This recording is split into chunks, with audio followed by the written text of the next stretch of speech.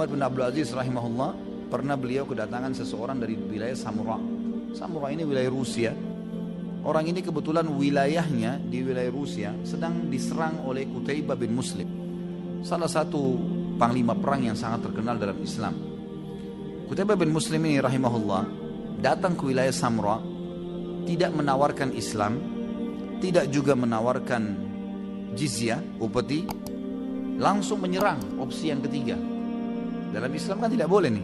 Kita kalau mau menyerang satu lokasi, kita tawarin Islam dulu, kirimin dai-dai, jelaskan Islam.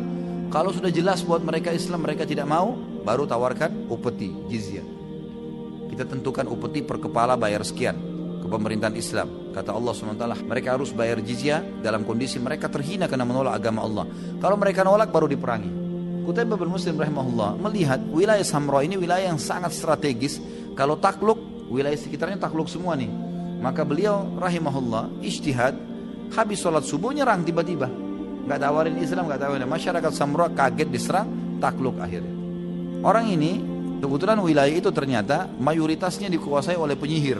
Dengan hikmah Allah subhanahu wa ta'ala, akhirnya mereka merasa terganggu karena direbut oleh Islam. Dan mulailah kaum muslimin mendirikan, ada hakimnya, ada pengadilan, hukum-hukum agama Islam diterapkan, didakwahi mereka dengan cara Islam. Tapi yang tidak masuk Islam dibiarkan. Hanya saja penyihir-penyihir pemimpin mereka ini mengutus satu anak muda, mengatakan ke anak muda yang ngerti bahasa Arab, kau pergi ke sana. Kami dengar pemimpin muslim ini adil, namanya Umar bin Abdul Aziz di negeri Syam. Pergi ke sana, datang sampaikan kalau Qutaibah bin Muslim ini panglima perangnya tidak tawarkan Islam kepada kita, tidak juga tawarkan jizyah, dan memerangi kita langsung. Coba tanyakan, mungkin ada sesuatu yang bisa dia berikan kepada kita. Pergilah anak muda ini sampai ke sana masih dalam keadaan menyembah berhala. Tiba di Damaskus, di ibu kota Syria. Pada saat itu ibu kota dinasti Umayyah yang berkuasa dari tahun 40 sampai 132 Hijriah. Umar bin Abdul Aziz ini di tengah-tengahnya, berkuasa dari tahun 99 sampai 101 Hijriah, 2 tahun, tapi terkenal dengan keadilannya. Salah satu dari turunan Umar bin Khattab radhiyallahu anhu ajma'in.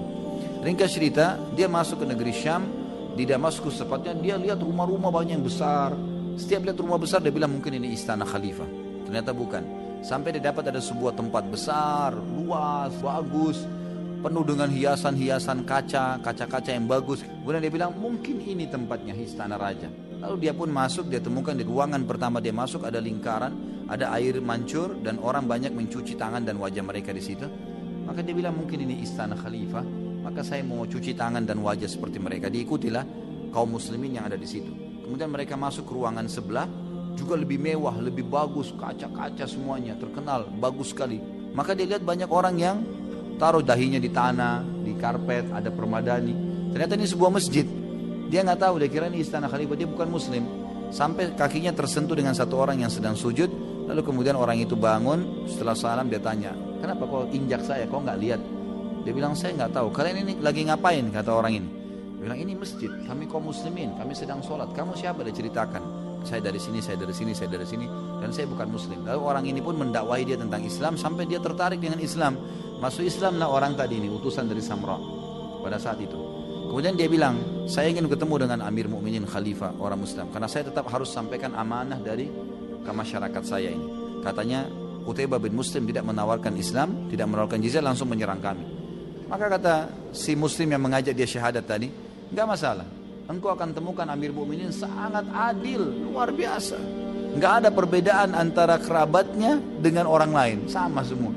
Yang salah-salah, yang benar-benar di mata dia. Maka jalanlah mereka berdua sampai tiba di sebuah bangunan tua dari tanah liat, dan ada satu orang jenggotnya sudah putih lagi mengambil tanah liat yang dibasahin, menempel lubang di temboknya, tembok rumahnya. Kata si Muslim yang mengajak orang yang baru masuk Islam ini, dia bilang, itu kau lihat orang tua itu yang sedang nempel temboknya? Dia bilang, ya, itu Amir Mukminin, itu Umar bin Abdul Aziz. Kata orang ini, jangan kau olok-olok saya, rumah tanah begini dan kakek-kakek tua begitu kamu bilang khalifah.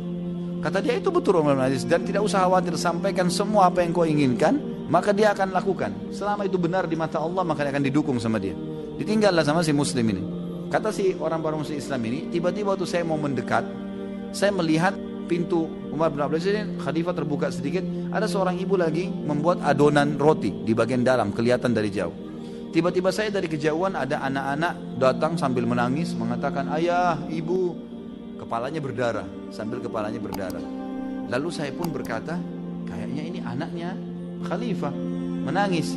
Gak lama kemudian datang seorang ibu di belakang anak yang sedang menangis tadi, juga memegang anaknya dengan wajah yang pucat, lalu berkata, wahai Amir Mukminin, berkata kepada Umar bin Aziz, maafkan anak saya.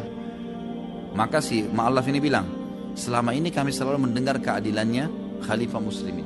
Sekarang saya mau buktikan, ini anak khalifah, kepalanya bocor berdarah, dan yang memukul adalah anak masyarakat biasa. Lalu Umar bin Abdul Aziz pun balik ke arah anaknya lalu berkata, ada apa wahai anakku? Ternyata anaknya mengatakan, saya salah ayah. Saya sempat bermain sama anak ini, kemudian saya lempar-lemparan batu, saya lempar dia, dia lempar saya. Akhirnya saya lempar dia nggak kena, dia lempar saya kena kepala saya berdarah. Kata Umar, kalau begitu kamu yang salah. Dia bilang, iya saya yang salah ayah. Anaknya terdiri, iya saya yang salah. Baik. Kata Umar bin Abdul Aziz kepada ibu tersebut, hai ibu, anakmu nggak salah, tidak usah khawatir. Ini khalifah, anaknya berdarah. Dia balik kepada ibu tersebut, dia bilang, jangan takut hai ibu, karena anakmu tidak salah. Dan saya mau tanya, apa anakmu sudah terdaftar mendapatkan ataya? Ataya ini dalam hukum Islam, setiap pendapatan pemerintah, kalau sudah mengeluarkan anggaran dasar kebutuhan pemerintah, sisanya dibagi rata untuk masyarakat. Memang dalam Islam begitu, jadi tidak ada pajak. Kalau kayak kita, negara kita dan negara-negara pungut pajak ini luar biasa, hidup dari masyarakat. Mestinya negara yang menghidupkan masyarakatnya. Semoga Allah berikan hidayah. Yang jelas, waktu itu ibu itu mengatakan, belum, anak saya belum terdaftar. Lalu Umar bin Aziz memanggil Gulam. Gulam ini sekretarisnya. Ya Gulam, hai Gulam kesini. Catat segera anak ibu ini, berikan ataya yang belum dia terima berapa waktu pun. Misalnya kan dari bayi sudah ada atayanya. Anak ini umur berapa? 6 tahun. Berarti selama 6 tahun dia belum terima. Kasih atayanya. Dikasih. Per bulan ada bagiannya, tergantung dari pendapatan pemerintahan. Ringkas cerita adalah diberikanlah. Lalu Umar bin Aziz mengatakan kepada sekretarisnya, iklankan di seluruh wilayah Damaskus dan wilayah kekuasaanku, kalau siapapun yang belum terdaftar ataya anaknya, daftarkan segera dan bisa mengambil haknya kapan saja. Istrinya Umar bin Aziz dari dalam dengar. Lalu dia bilang, wahai Umar, anakmu dibocorin kepalanya malah kau kasih ataya. Bukannya kau marahin, bukannya kau tegur. Kata Umar, diamlah. Yang salah anak kita, tidak ada urusannya sama sekali. Ini salah benar-benar. Maka istrinya pun jadi diam akhirnya. Karena anaknya juga mengaku salah kan gitu. Dan dalam Islam hukum fikihnya, kalau seseorang yang tertuduh mengaku, misal dituduh nih kau mencuri, terus dibawa ke polisi lalu dia bilang iya saya mencuri, ini nggak butuh saksi. Dia sudah akuin sendiri.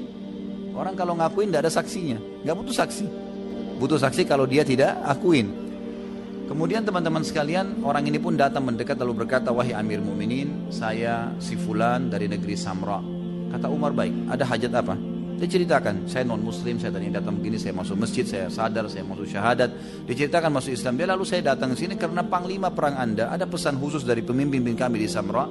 Qutaibah bin Muslim masuk ke wilayah kami tanpa tawarkan Islam, tanpa tawarkan jizyah dan langsung menyerang kami. Kata Umar bin Aziz, apa benar yang kau katakan? Dia bilang iya. Baik. Ada hakim yang saya sudah tunjuk di wilayah Samra, sudah sampai kepada saya beritanya, dan saya mengizinkan mereka meletakkan peradilan di sana, perundang-undangan, saya mengizinkan. Kalau betul apa yang kamu katakan, maka antarlah surat ini.